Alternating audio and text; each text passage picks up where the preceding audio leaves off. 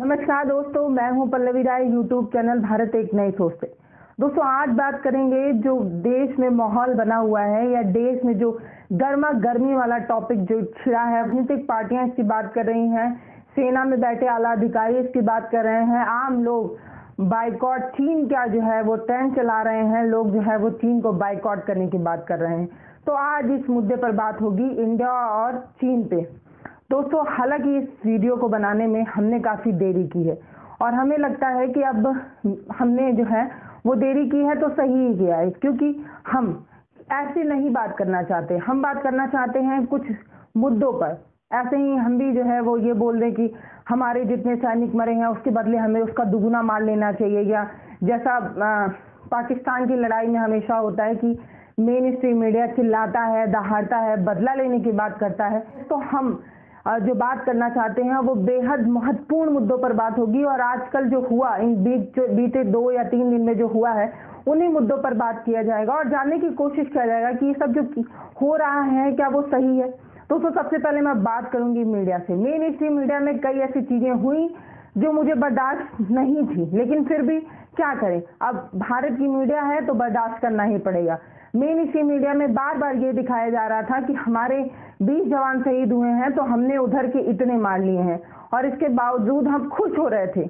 हम जो है खुश हो रहे थे और सेना के पराक्रम और उसकी वीरता की दुहाई दे रहे थे, उसकी तारीफ कर रहे थे। बेशक ये सोचने का विषय ही नहीं है कि हमें भारत की सेना पे, भारत के आर्मी पर गर्व है। हम सब गौरवान्वित हैं कि हमारी सेना इतनी मजबूत है, लेकिन इसके बावजूद क्या ये बात होना सही था कि हमारे 20 सैनिक मरे तो हमने उधर के 40 मारे, या हमने उधर के 44 मार दिए, हमने उधर के 50 मार दिए? क्या ये तुलना बराबरी की थी?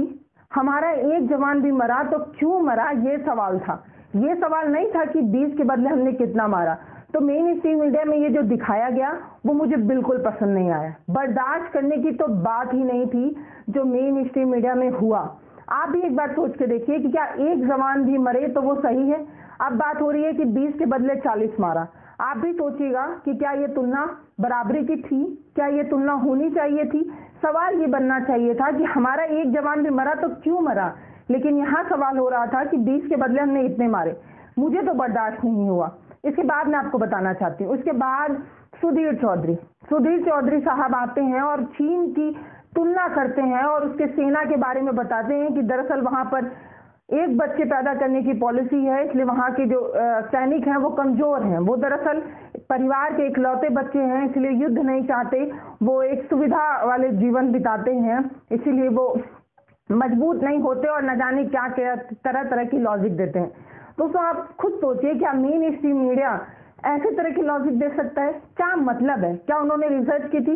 क्या वो चीन के वहां जाके उनके सेना का पराक्रम देख के आए थे? पराक्रम क्या कर रहे हैं, ये क्यों कर रहे हैं, मुझे नहीं पता। सुधीर चौधरी इस तरह के बयान दे रहे हैं, उन्होंने ये रिसर्च कहाँ से की, कहाँ से उनको ये सब चीजें मिल जाती हैं, भगवान ही जाने।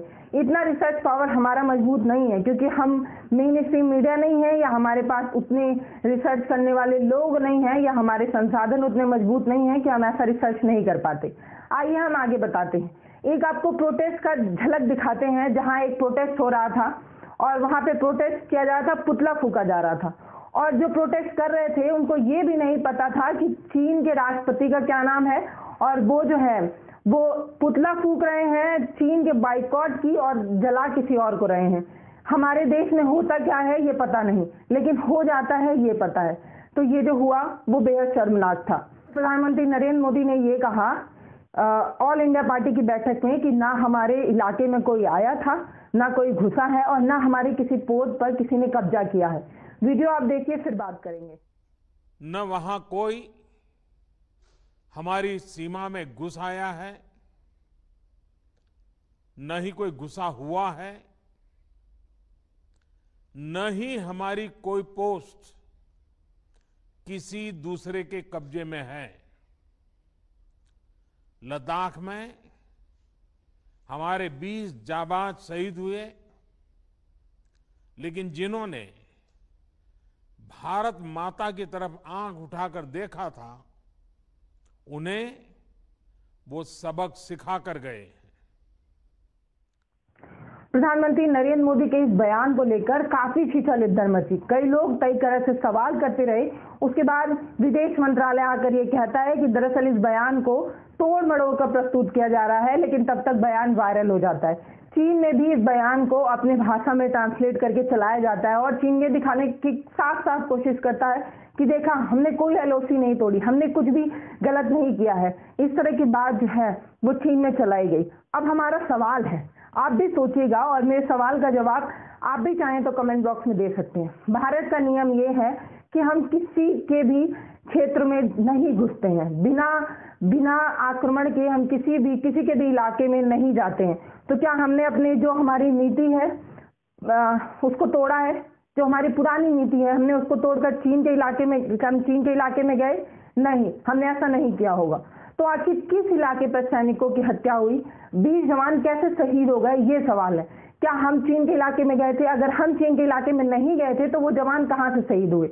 दूसरा बात था कि उन सैनिक जो मरे, जो शहीद हुए, वहां पर बताया ये जा रहा है कि दरअसल एक नियम बनाया गया था कि चीन और भारत जिसकी सीमा अभी तक कागजों में सही तरह से नहीं है, जैसे इंडिया और पाकिस्तान में भी सीमा को लेकर विवाद होता है, लेकिन कम से कम वहां पर हम कागजी रूप से मजबूत हैं, सबको पता है कि कहां कहां कौन कौन सी सीमा है। लेकिन चीन के साथ ऐसा नहीं है। चीन के साथ जो सीमा विवाद है उसको कागजी रूप से भी मजबूती नहीं दी गई है। हालांकि ये पुरानी बात है और इसके लिए कई सरकारें जिम्मेदार हैं। हम ही मूर्ख हैं जो हमने इस मुद्दे को लेकर इतनी ढिलाई की। इसके लिए बताया जा रहा है कि इंदिरा गांधी ने जो है समझौता किया था और सेना ने कहा भी था कि इस क्षेत्र को कम से कम यहाँ पे क्लियर करिए कि कितना चीन का है कितना हमारा है, लेकिन ऐसा नहीं हुआ था। लेकिन ये पास्ट की बात है, पास्ट को छोड़ दे तो प्रेजेंट में बात करते हैं। बहुमत की सरकार थी, मजबूती वाली सरकार थी जो संविधान में बदलाव कर सकती है, धारा 370 हटा सकती है, 35A हटा सकती है, 3 तलाक जैसे मजबूत कानून को तोड़ सकती है। तो ये सोचिए कि जो कानून बनाया गया था, जो प्रस्ताव चीन और इंडिया में रखा गया था, जिस प्रस्ताव को चीन ने तोड़ा, उस प्रस्ताव में ये था कि दरअसल जब भारत और चीन की सेना जब आमने सामने होगी तो कोई किसी पर हमला नहीं करेगा, कोई किसी पर आक्रामक नहीं होगा। इस तरह की बात थी। बिना हथियार के इंडिया और चीन की सेना आमने सामने होगी, लेकिन इसके बावजूद भी चीन ने ये सारे नियम तोड़े और हमारे सैनिकों को मारा। इस नियम में ये बात भी थी कि जब भी जो सैनिक है वो निहत्थे जाएंगे तो उसके पीछे एक हथियार से लैस टोली भी होगी। लेकिन वो टोली कहाँ थी इस पूरे मुठभेड़ में? वो टोली क्यों नहीं आई? सवाल ये था। इतनी भी मजबूत ये प्रस्ताव नहीं था, आखिर इस प्रस्ताव को क्यों नहीं तोड़ा गया? सवाल तो यही था कि क्या जब ये मुठभेड़ हो रही थी तो सरकार के पास ये घटना नहीं पहुंची होगी? क्यों सरकार ने सैनिकों को परमिशन नहीं दी और क्यों हमारे सैनिक मारे गए? सवाल तो ये है। इसके अलावा एक और महत्वपूर्ण बात बताना चाहती हूँ। जब ये सैनिक शहीद हुए तब बिहार में प्रधानमंत्री नरेंद्र मोदी ने जनता से संवाद किया। उसमें उन्होंने बताया कि बिहार रेजिमेंट की वो खूब तारीफ करते हैं, बिहार रेजिमेंट की वाहवाही करते हैं। हालांकि हमें अपने सैनिक के पराक्रम पर बहुत भरोसा है, हमें भरोसा है कि हमारी सेना, हमारी आर्मी मजबूत है। लेकिन मैं ये भी सवाल करना चाहती हूँ कि आप बिहार रेजिमेंट को क्यों एक मजबूत रेजिमेंट बता रहे हैं? आप उसको अलग करके उसकी बात क्यों कर रहे हैं?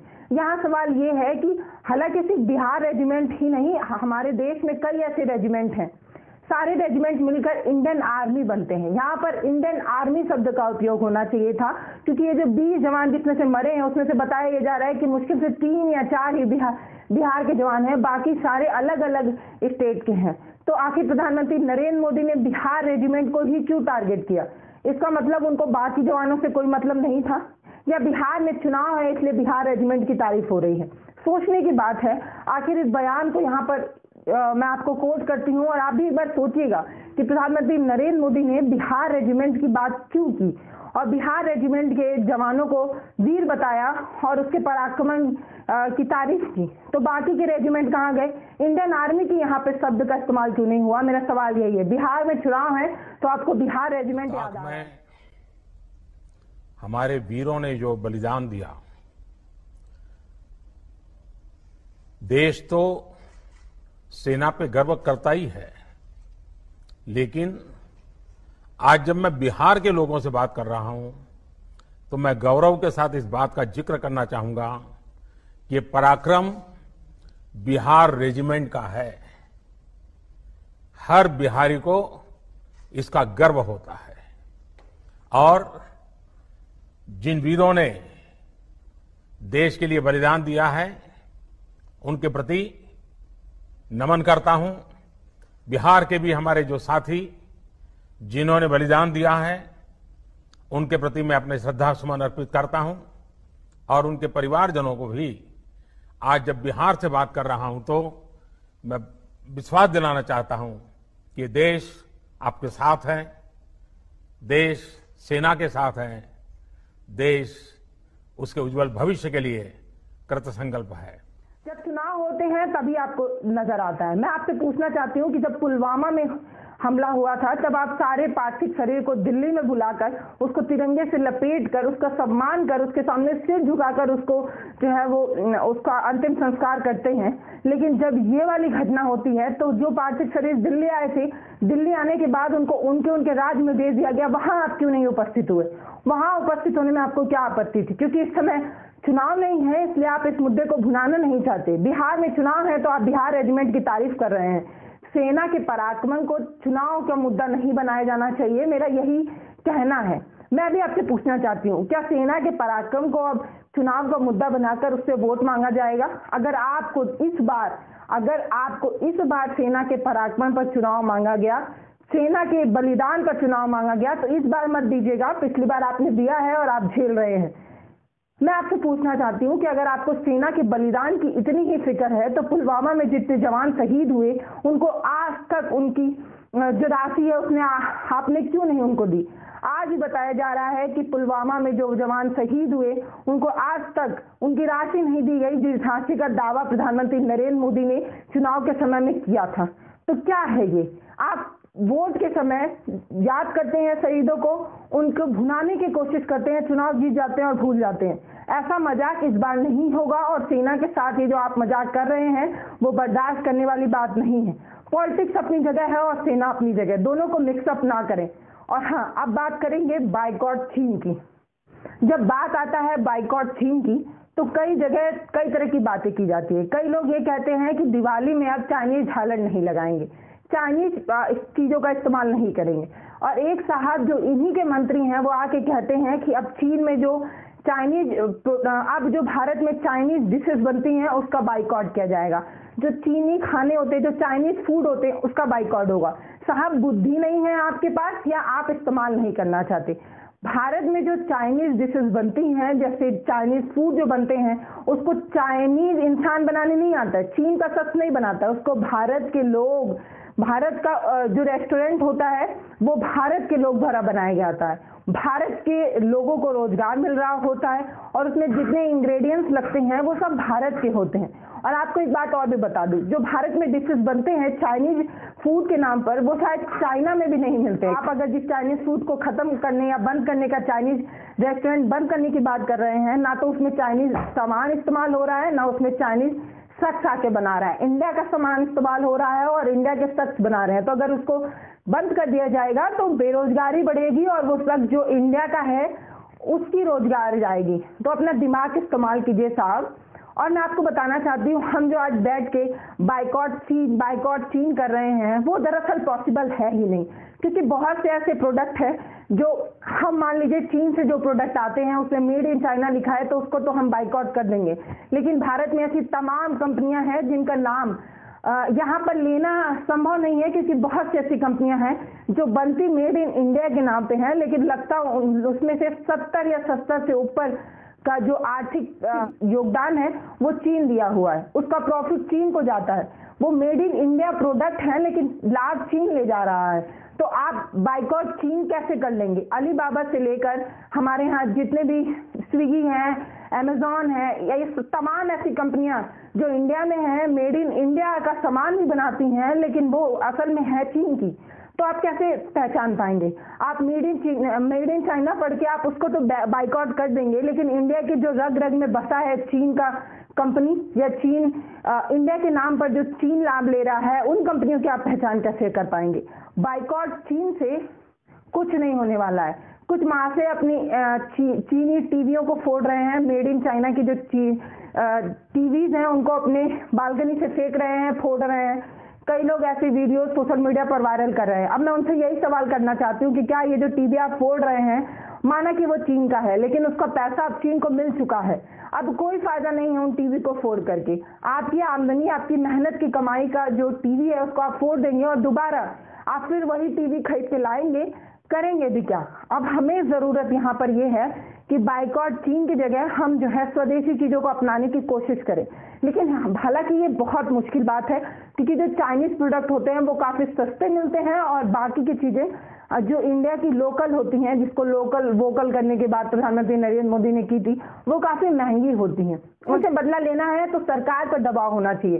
सरकार चीन की चीजों को क्यों मंगाती है, सवाल ये होना चाहिए।